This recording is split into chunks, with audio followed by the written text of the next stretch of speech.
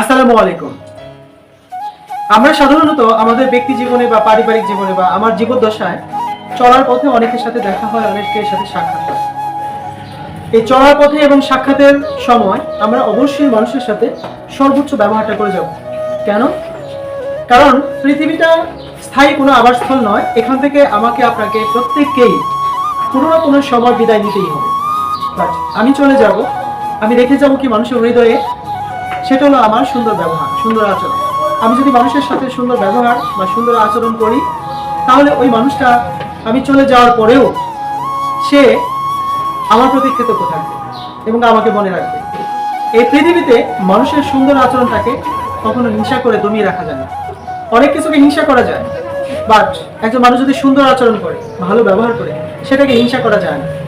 আপনার অনুপস্থিতিতে আপনার সুন্দর আচরণ সম্পর্ক নিয়ে কেউ কখনো বিবোধ করতে পারবে না বা দোষারোপ করতে পারবে না। এই জন্য মানুষের পারফেক্ট যে কাজটা হলো মানুষের সাথে সুন্দর আচরণ করা। এটা মানুষের হৃদয়ে খুব সহজে দাগ কেটে নেয় এবং মানুষের হৃদয়ে বসবাস করার একটাই রাস্তা, সেটা হলো মানুষের সাথে সুন্দর আচরণ করা।